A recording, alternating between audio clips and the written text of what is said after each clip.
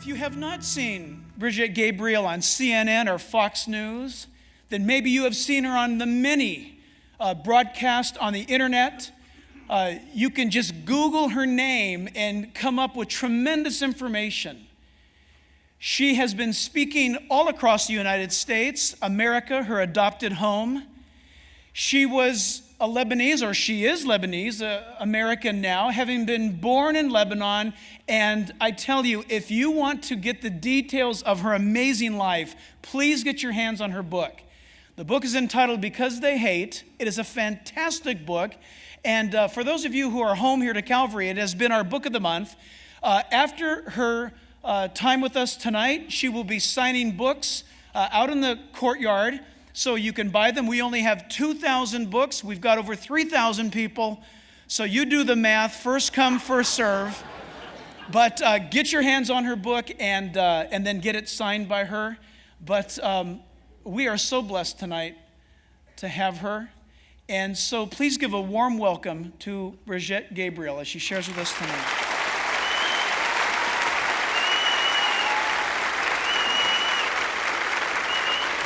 Have fun tonight. Thank you. Thank you.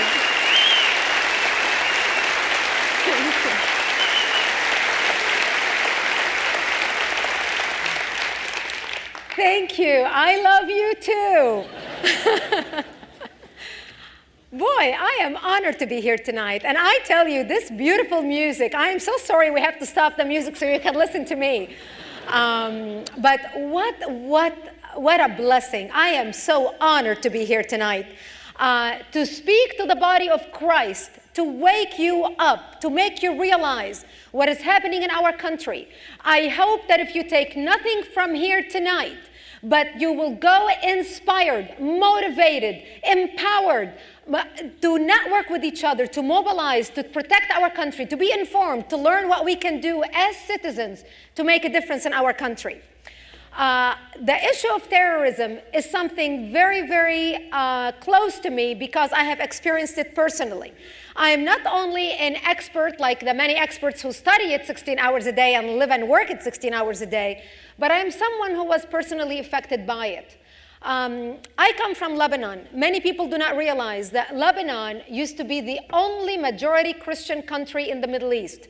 When people think of the Middle East, they think all the people in the Middle East are Muslims, with the exception of the state of Israel. Not necessarily true. Lebanon used to be the only majority Christian country in the Middle East. When we got our independence from France, the majority were Christians, the Muslims were the minority. We were the descendants of the Phoenicians. We were good in business. We focused on building the country. And because we had Judeo-Christian values, we were multicultural, we were open-minded, we were fair, we were tolerant. We had an open border policy. We welcomed everybody into our country because we wanted to share with them the westernization that we have created. We wanted to share with them the beauty, not only the geography of the place, but the love and the hospitality of a Middle Eastern culture and a loving Christian heart who welcomed everybody in. The Muslims used to send their children from all around the surrounding Arabic countries to study in our universities because we had built the best universities in the Arabic world. They would graduate, they would stay and work in our economy because we had built the best economy in the Middle East and the Arabic world, even though we did not have any oil. Sadly, all that began to change as the Christians started shrinking and the Muslims started growing. And the reason why we Christians got married to one spouse until death part. We get married, we have children. From the time our children are born, we have 2, 3 children, maybe 4 by a stretch. From the time our kids are born, we focus on educating them, giving them the best education, what schools we're going to send them to, what lifestyle we're going to give them. The Muslims, on the other hand, multiply at a much faster pace because of their religion and their socioeconomic status. The most famous Muslim in the world today is Osama bin Laden. Osama bin Laden is 1 out of 53 children. He himself has 27 children. Between father and son, they have produced 80 children. 80 children. How many Christians or Jews or Buddhists or anybody else do you know, my friend, who have produced 27 or 53 children? Not many, if they're willing to confess it out loud. The Muslims are allowed to marry up to 4 wives at a time, and this is how they multiply. A Muslim man, all he has to do to divorce his wife is say, you are divorced 3 times in a row, and she is divorced. No attorney required. He has to wait 24 hours before he marries another one. I tell you, they've got a thing going on. And they multiply fast. So by 1970, the Muslims had become the majority. And we, being Christian and being fair-minded and open and tolerant and multicultural and all of that good stuff, we welcomed the Palestinians into our country. We were the only Middle Eastern country, the only Christian country in the Middle East that took in a 3rd wave of Palestinian refugees when King Hussein kicked them out of Jordan and they came into Lebanon. Most of them were Muslims. They put their heads together with the Muslims in Lebanon, and that's what tipped the scale. They became the majority, they started working together, and they declared war on the Christians. By 1974, 4 years later, the Christians became prisoners to their homes and their communities. We became prisoners to our towns. We stopped traveling. We used to go, for example, my family and I used to go to Beirut every Christmas to spend Christmas with the rest of our extended family. And we stopped traveling. And I would ask my parents, how come we're not traveling this year? How come we're not going to Beirut for Christmas? Because I didn't want to be at home with Christmas with my parents. I'm an only child. My parents were old. You have to understand, my parents were married for 22 years. They could not have any children. My mother was 55 years old, and my father was 60 when I was born. You talk about a miracle in their lives. God does make miracles happen. And I see a lot of young ones in the crowd, so you better be careful. So I didn't, and I found out later that the reason why we stopped traveling is because the Palestinians and the Muslims would set up fly-by-night checkpoints, and they would stop cars traveling, and they would look at their IDs. And in the Middle East, our religion is written on our ID. You are either a Christian, a Muslim, or a Jew. Not only what religion we belong to is written on our ID, but also what sect of that religion we belong to.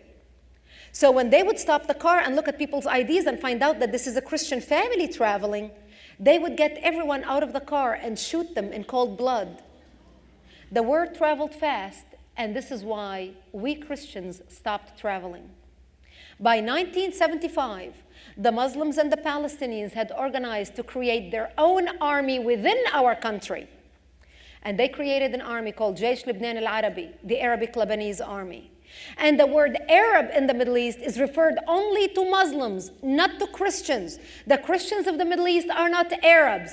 The Christians in Lebanon are Phoenicians. The Christians in Egypt are Coptic. The Christians in Syria are Assyrians. The Christians in Iraq are Chaldo-Assyrians. We only speak the Arabic language because the Muslim conquerors who conquered our countries with using the sword and forced conversions forced us to speak the Arabic language. In Christian churches all around the world today, and at least in my Christian community, in the Maronite church, up until today, in our churches, we still speak the Aramaic language, the language in which Jesus spoke.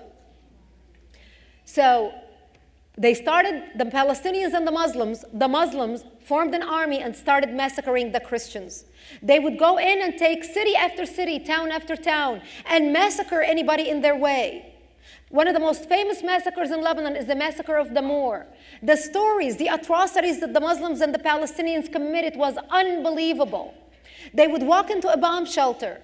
They would find a family hiding in a bomb shelter. They would find a mother and a father with a little baby. They would take the baby, tie one leg of the baby to the mother and another leg to the father, and pull the parents apart, splitting the child in half.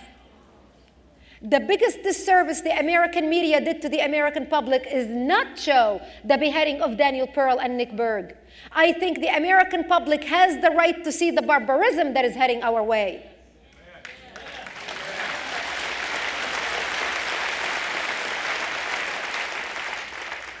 They would walk into our churches. They would urinate and defecate on the altar using the Bible as toilet paper. They would walk into the Christian cemeteries, break the crosses, and get the bodies out of the cemeteries.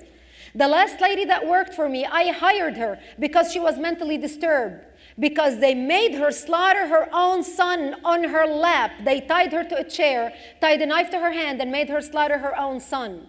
They would crucify the Christian men, build crosses, hang them on a cross, and not only crucify them, but put honey on their chests and their private parts, so the insects would bite them and they would die a painful death. They committed monstrosities that the Western media never reported, because all the media was located in West Beirut, the area that the Muslims controlled, and all the Western media was whipped into political correctness, and nobody wanted to say anything that Yasser Arafat and the Muslims did not allow. We, the Christians, paid the price. We, the Christians, were so good-hearted, we're so open-minded, we're so fair, we're so tolerant, we're so non-judgmental that we refused to read the writing on the wall. When all these things were happening in our country, we put our head in the sand because we could not believe that people who lived amongst us, that our neighbors, our friends, our colleagues could turn against us in a heartbeat once the declaration of Allahu Akbar, the Islamic call to prayer, was called. They surrounded my town in trying to take it over. We were the only last Christian town left in South Lebanon. They surrounded my town to take it over. When they were trying to bomb my town, they bombed my home, bringing it down and burying me under the rubble, wounded, as the perpetrators shouted Allahu Akbar. I ended up in a hospital for 2.5 months and undergone many surgeries. And as a child, laying in a hospital bed, hooked to needles and blood bags on one arm and IV in another arm, and I would look at my parents and I would say, why did they do this to us? And my father would look into my eyes and he would pause.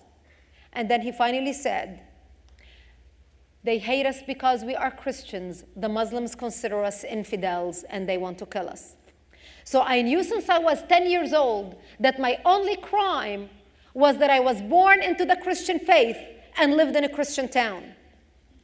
We ended up leaving the hospital and coming back home. But our home was no longer the home I left. I ended up living in a bomb shelter, underground, with no electricity, no water, no heat, and very little food.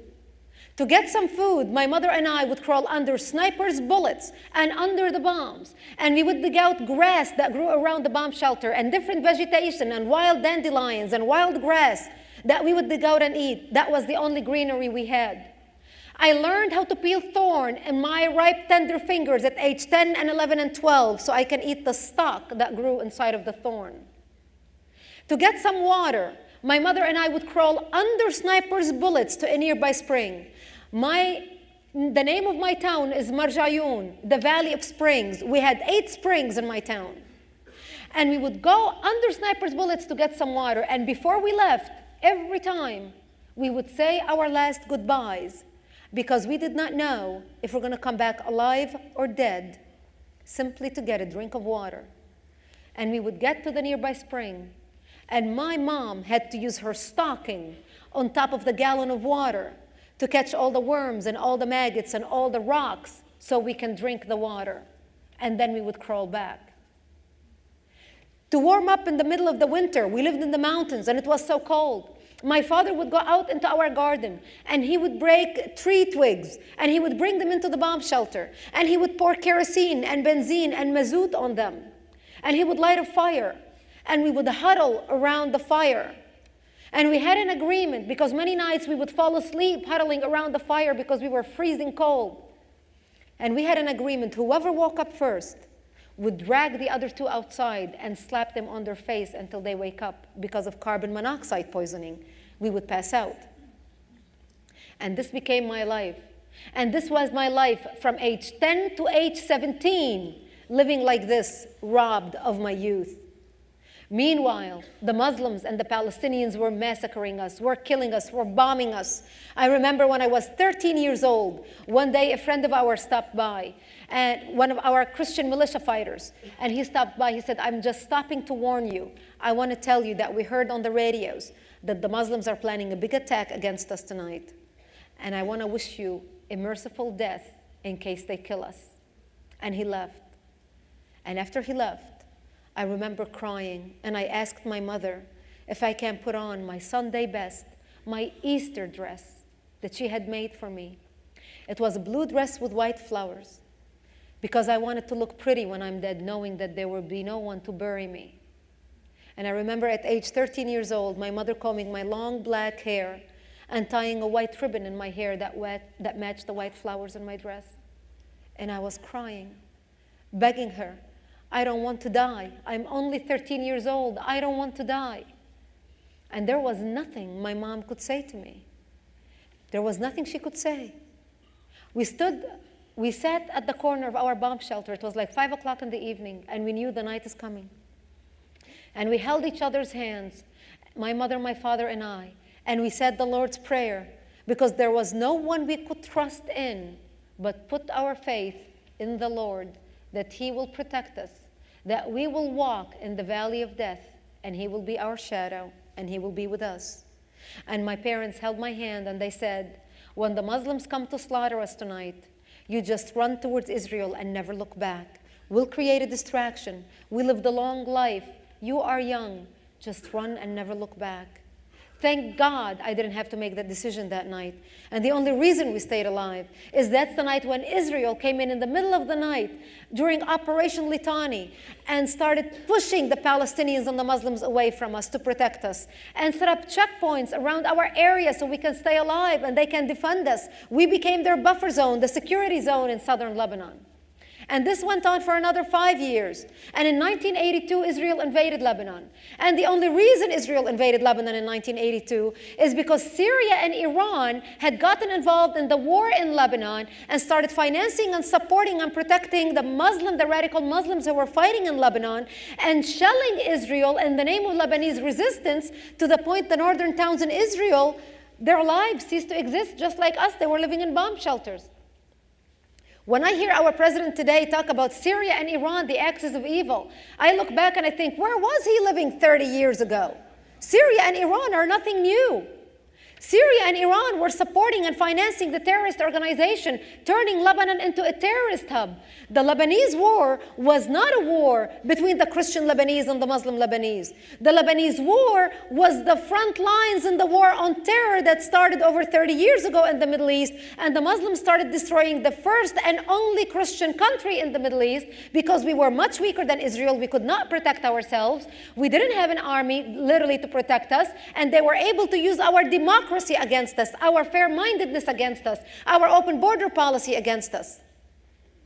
Iran and Syria were recruiting Muslims from all over the Arabic world who came to fight in Lebanon. They were Muslims coming from Egypt, from Syria, from Saudi Arabia, from Iraq, from Iran, from all over the Arabic world to fight the Christians, to control the Christians in Lebanon, and to create a terror base from which to fight Israel and then launch their attacks against the West. During that bombing, my mother became wounded, and we had to take her to an Israeli hospital for treatment. For my mother, it was a life-saving experience. For me, it was a life-changing experience, because we ended up going to Israel. And up to that point, I knew that the Israelis were saving our lives. We were alive because of the Israeli army protecting us. But when we went to Israel, that's when I realized that we are truly fighting a clash of civilization between the West and the East, the Judeo-Christian values and the Muslim-Arabic values. We were in the hospital in Israel, and there were hundreds of people wounded on the floor. And I remember looking around and seeing the Israeli soldiers and the Israeli doctors treat everybody according to their injuries. I could not believe my eyes. There were Muslims brought in from Lebanon, Palestinian terrorists brought in from Lebanon, Israeli soldiers, Christians. I could not believe my eyes. I said to myself, I can understand why the Israelis are treating me. I am their friend. I am their ally. I am their buddy. I am their buffer zone. But why the heck are they treating the Muslims and the Palestinians? Little did I know about the values and the character of the Israeli people. The doctors treated everyone according to their injury. They did not see religion. They did not see political affiliation. They did not see nationality. They saw people in need and they helped. The doctor treated my mother before he treated the Israeli soldier laying next to her. I could not believe my eyes. They took us to the 4th floor of the hospital, and we were not there but maybe 5 minutes. And I remembered the commotions of people running through our room, through the nurse's station, through our room, and out to the balcony to see what was happening. And I remember walking out to the balcony and looking down to see what all this noise was all about. And I saw 2 Israeli helicopters that just landed, bringing in Israeli soldiers wounded from Lebanon. And they were carrying them on stretchers into the emergency room. And I stood at that balcony feeling sick to my stomach, feeling brokenhearted, feeling ashamed, feeling embarrassed, feeling out of place, because I knew that these people were wounded because of the war with my country. I didn't even look at anyone standing around me. There were hundreds of people around me, mothers and fathers and sisters and daughters and sons and brothers of Israeli soldiers wounded in the war in Lebanon. And all of a sudden, I felt this tapping on my shoulder. And I looked to my side, and there was an Israeli nurse standing next to me. And she looks at me and she said, "You are new here, aren't you?" And I said, "Yes, they just brought in my mother. She's in this room." And this lady puts her arm around me, and she holds me and looks into my eyes, and she says, "Don't worry, we'll take good care of her. Everything will be just fine. And if you need anything, just call my name. My name is Leah." I'll never forget that name. I was so touched. For the first time in my life, I experienced civilization. I experienced compassion. I experienced the human quality that I knew for a fact my culture will not be able to show their enemy in their most trying moments. I knew the Israelis had something even I did not have. They were able to love and forgive their enemy, the Palestinians, in a way I wasn't able to, and I was the Christian who was supposed to love and forgive like Jesus taught. I spent 22 days in that hospital. Those days changed my life, changed the way I look at information, changed the way I read information. I watch television, I listen to the radio, because I realized that in the Arabic world, the Arabs are fed a fabricated lie by their governments about the Jews in Israel that is so far from reality. I spent 22 days in that hospital. Those days changed my life. I remember one of the ladies in the room with us, my mother was in the room with two other Muslim ladies. And one Muslim lady who's been there for 10 days, and the doctors would come in their morning rounds, and they would check the wounded, and they would treat them, and they would look at her, and they would change her bandage, and they would check on her. And when they would leave the room, she would look at them, and she would say, "I hate you all. I wish you were all dead." And for the first time in my life, I saw evil. Evil. Because when you are unable to be grateful for those people who saved your life, you have no soul. You have no conscience. You have just crossed a fine line that's very ugly on the other side. And I started realizing that Muslims teach their children hatred from their mother's milk, while we Christians and Jews talk about love, talk about compassion, talk about forgiveness, read our Bible, listen to what Jesus said. They have a completely different idea of understanding and completely different way of thinking than we do. I had to leave Israel because I had to go back to Lebanon and take care of my parents, because I'm an only child and they had no one to take care of them, and they were old. But I vowed that one day I will return to Israel, that one day I will come back and live amongst those people whose values I respected, whose characters I wanted to adopt, whom I admired. I was so blessed to be able to return to Israel 2 years later, and so fortunate to be able to become news anchor for world news in the Middle East, covering world events and meeting with world figures, from Margaret Thatcher to Yitzhak Rabin to Yitzhak Shamir to George Bush Sr., you name it. I was so blessed to be able to land the dream job. And in my job as news anchor for world news, I had to report on world events on a nightly basis. And I would cover world events. And I was able to read information and evaluate information that was not filtered through the Arabic propaganda filters that Arabs are oblivious to. And as I reported on the news every night, I started seeing a pattern developing. The pattern was, with all the terrorist attacks around the world, all over the Western world, the name of the perpetrators were always the same. Different geography, same names. Ahmed, Muhammad, Hussein, Ali. The name of the victims were always Christians and Jews, Westerners. Terry Waite, Terry Anderson, Colonel Higgins, Ken Timmerman, the Achille Lauro, the TWA. The list goes on and on. And I started connecting the dots, and I started realizing that what I used to think was a regional problem between the majority Muslims in the Middle East who have declared holy war on the minority Christians and Jews have become a worldwide problem. Sadly, no one in the world was paying attention. They always gave it an excuse. The Achille Lauro was just a special excuse. The Palestinian conflict was just a Palestinian-Israeli conflict. The Lebanese war was just a civil war. Our government in the United States today put every circumstance in a different department and closed the door. They didn't connect the dot and realize we are fighting an Islamic jihad that's spreading all around the world. So here we are today in America. September 11th woke Americans up. September 11th made Americans wake up and say, why do they hate us? What did we do to offend them? What did we do to make them hate us so much? I have two easy words for you. Because you are infidels. That's simply why they hate you. People do not realize that under the banner of Islam, La ilaha illallah Muhammadun Rasulullah, there is no God greater than Allah and Muhammad is his prophet. The Muslims murdered Jewish children in Israel. They massacred Christians in Lebanon. They killed Copts in Egypt, Assyrians in Syria, Hindus in India, Armenians in Turkey, and expelled over 900,000 Jews out of Arab land. All that happened before they ever came to America. Nobody wanted to pay attention. The bombing of our embassies in Africa, the bombing of the Kubar Towers in Saudi Arabia, the USS Cole, the bombing of the World Trade Center, the first time in 1993. Nobody paid attention. The only difference between the attacks of 1993 and 2001 is the buildings didn't come down. That's the only difference. The World Trade Center buildings did not come down in 1993. It was a failed attack. And you would think we would have paid attention. Our FBI, after they made their arrest and started confiscating computers from the sheikhs to read what the computers were, they put it all in boxes. They found so many papers and so many religious papers. They put it all in boxes and put it away, calling it irrelevant religious material. Al-Qaeda manuals, irrelevant religious material. Nobody looked at it. Nobody paid attention. They treated it like a police crime. And then we had September 11th. And then America opened its eyes up. And today, as you and I are speaking, we have terrorist organizations that have set up shop on American soil right here. They are living amongst us. They are working with us.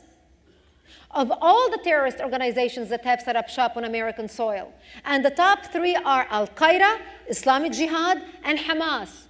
Hamas has the largest infrastructure on American soil. Hamas has cells in over 40 states in the United States. When people hear Hamas, they think Hamas is an Israeli problem. That's not my problem. That's those Jews' problem over there, 8,000 miles away. Hamas is here. And I'm going to name you some of the cities that Hamas has cells in. Hamas has cells in Boston, in New York, in Laurel, Maryland, in Potomac, Maryland, in Washington, D.C., in Herndon, Virginia, Springfield, Virginia, Raleigh, North Carolina, Boca Raton, Florida, Fort Lauderdale, Florida, Philadelphia, Cleveland, Charlotte, Orlando, Tampa, Detroit, Houston, Texas, Columbia, Missouri, Plainfield, Illinois, Kansas, Chicago, Denver, Oklahoma, Arlington, Texas, Dallas, Texas, Tucson, Seattle, San Francisco, Santa Clara, Los Angeles, San Diego, Anaheim, Orange County, LA. They are right here amongst us. In their charter, Hamas charter, which was written in 1988 and made public, they talk about their enemy to be destroyed. Article 22 of the Hamas charter, and I'm going to quote you. Quote, with their money, talking about their enemy, they created secret organizations that spread around the world in order to destroy societies and carry out Zionist interests. Such organizations are the Freemasons, Rotary clubs, Lions clubs, B'nai B'rith, and the likes. All of them are destructive espionage organizations to be destroyed. With their money, they've taken control of the imperialist states and pushed them to occupy many countries in order to exploit the wealth of those countries and spread corruption there, end quote. This is the Hamas charter. Now, how many good-hearted Lion Club members, Rotary Club members, Freemasons, know when they wake up in the morning to go to their meetings, to raise money, to better their communities, that they are mentioned in the Hamas charter as an enemy to be destroyed. Hamas, the largest terrorist organizations on American soil. Right here. The ignorance in our society is shocking. Hamas is not the only problem. Hezbollah is another problem. When you watch the news, and especially in the last year, when you watch the war in Lebanon between Hezbollah and Israel, and you watched how we were clearing out Lebanese citizens, quote, American citizens coming to the United States who were trapped in Lebanon, Hezbollah has terror cells in the United States. Hezbollah has 11 cells in America.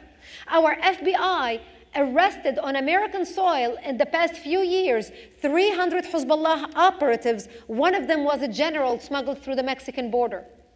We know Al-Qaeda is working with the MS-13 gang, the notorious Mexican gang, in smuggling terrorists into our country as well as Hezbollah. Al-Qaeda is paying between $25,000 to $50,000 per terrorist to be smuggled into our country. Per terrorist.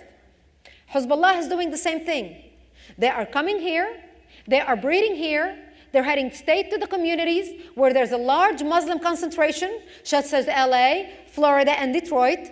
They are marrying Muslim women who are already here and breeding terrorists within our country using our legal system, obtaining the citizenship.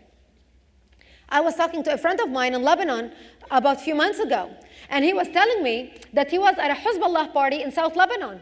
In Bint Jbeil. And one lady was bragging about the business that she was having, and she was very proud of herself.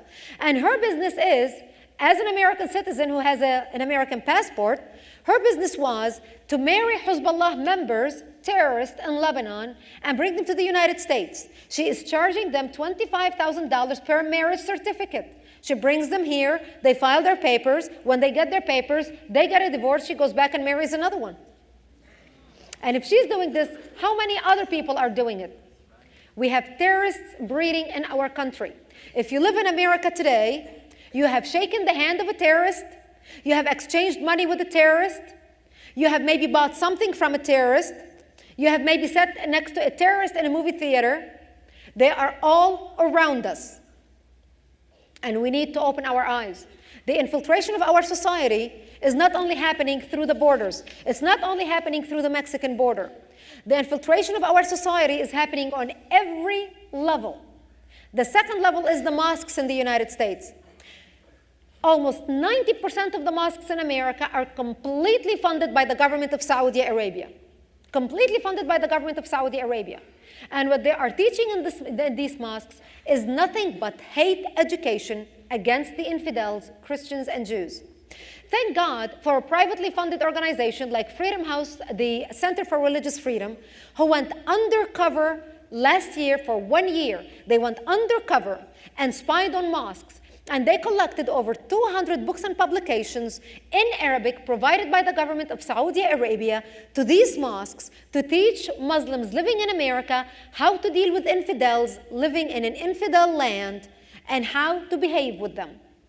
In these books and publications, and I'm going to quote you, in all these books and publications, these Saudi books repeatedly exhort Muslims to, quote, hate them for their religion, meaning us, Christians and Jews and atheists and Buddhists and everybody else, to hate for Allah's sake, always oppose them in every way, maintain a wall of resentment against them.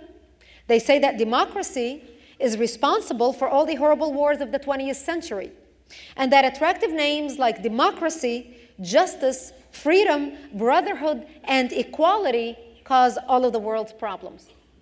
This is what they're teaching in America.